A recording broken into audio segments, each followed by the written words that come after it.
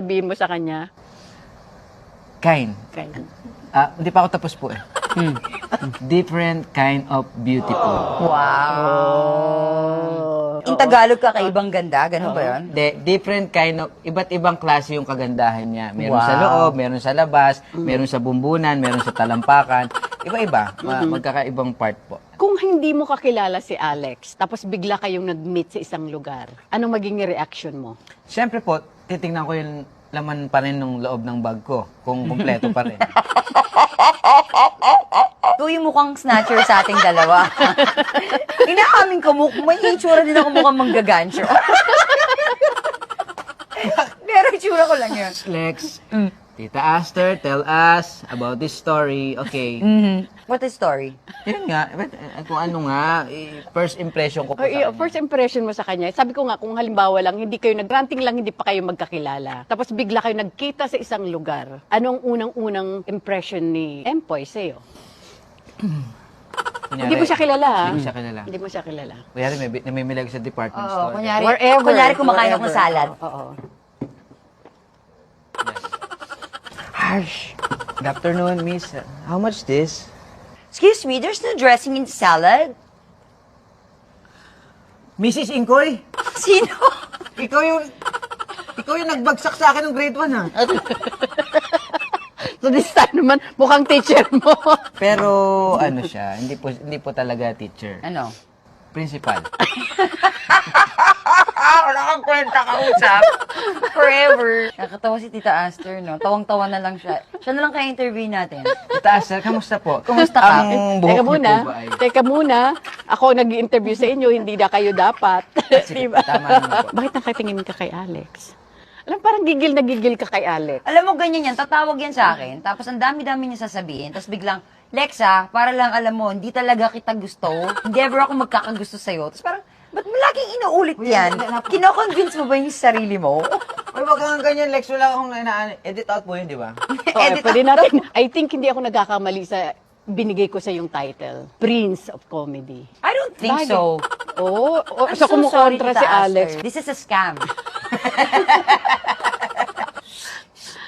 Light, camera, is camera.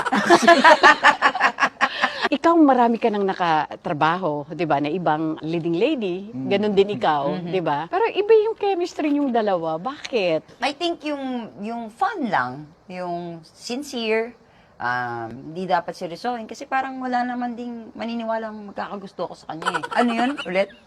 Hindi, nasa script yun. May script ba? Medyo, ang sakit niya magsalita. Parang bang naglolokohan lang tayo dito, ganun. Kung hindi ka namin kasama, Tita Aster, Oo. gagawin ko siyang firefly. Kukulong ko siya dito. Ay, alam mo, belatedly, congratulations, Alex. Thank you. Best picture. Ay, thank you Napakagaling so mo much, doon. Tita. Nanood si Empoy. Okay. Oo. Anong naging anong dating sa'yo ng movie? Ang ganda kasi niya, maganda talaga siya. Ako? Thank you.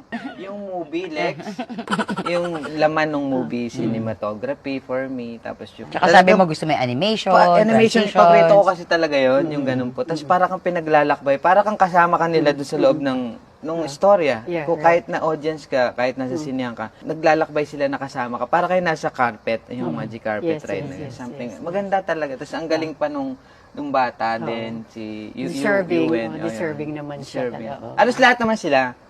Kaya congratulations sa inyo. Thank you. Ganon din na feel ko after ko Eh, di ba mapanood ba yung ito Zombie. nag-blow out? Eh, pelikula din po siya, Zombie. With Kim Molina. Oo naman. Oo, Showing po. Oo, showing na ngayon. Showing na. Oo, nag-premiere na sa recently lang. Naurong nga dahil na-extend yung... Yun nga, in-invite niya ako, umuo ako. Oo. Tapos nung naurong na, hindi na ako pwede. Ayun. Pero Hindi, I was gonna yeah. support you kahit pinagpalit mo ako kay Kim. Ano ka ba naman? Ano ka? Sobrang siyempre, Joke lang yun, ano ba? nagpapasalamat ako siyempre sa lahat ng mga nanood ng My Song Babe. Ayan.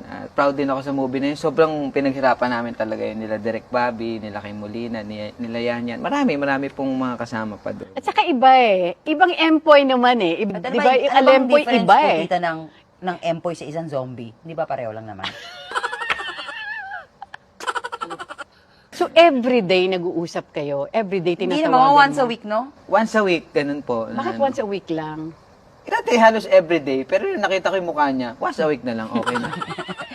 Dati nga nag-video call sa akin, tapos ayaw ibaba. Sabi ko, Poy, may meeting na ako, 3 oras na tayo, naka-video call. Huwag ka nang maligo. Ayun ang ending, hindi talaga ako naligo. First time kong hindi naligo. Dahil malilate ka na sa Dahil appointment malilate ako, mo. oo. Kahit di naman siya maligo, ano rin eh. Pareho lang naman, mabaho pa rin. Ganun din, tita.